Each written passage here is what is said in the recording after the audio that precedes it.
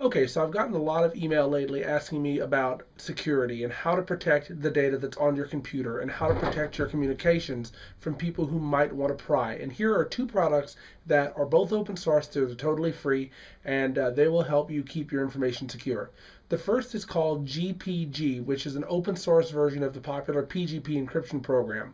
Now, GPG can be used to encrypt email that you send to people, to encrypt files, and things like that.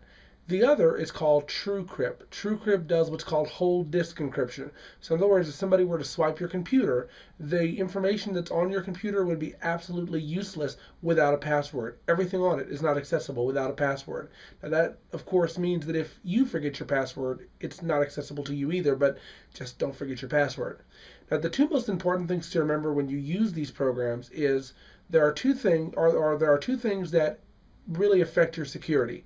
The first is the length of your key, and that's expressed in bits like 1024 bits, 2048 bits, 3072 bits, that type of thing.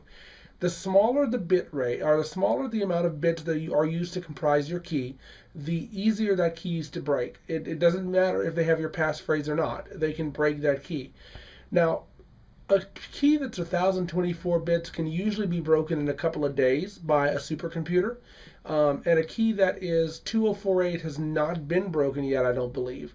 But I always tell people don't go below 4096 because that seems to be unbreakable for the foreseeable future. Now there's another method of attack, and that is to attack your passphrase itself. If you have a 8000-bit key, but the password of 1234, that doesn't do a whole lot to help you. So the important thing is, remember, to do a large key, 4096 is fine, and then do a really good passphrase. Now, ideally, your passphrase should have a mixture of uppercase and lowercase, numbers, letters, and special symbols.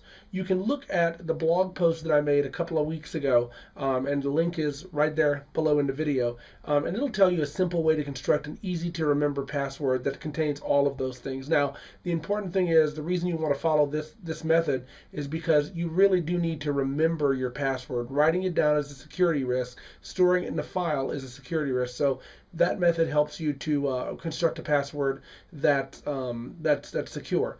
Once those things are in place, you can use encryption securely and fairly reliably with the confidence that nobody, if they steal your computer, if they intercept your email, will be able to use it. So if you have any questions about either of those programs, feel free to leave them in the comments and I'll try to answer them. But check them both out. The URLs will be at the end of this video. And thanks a lot.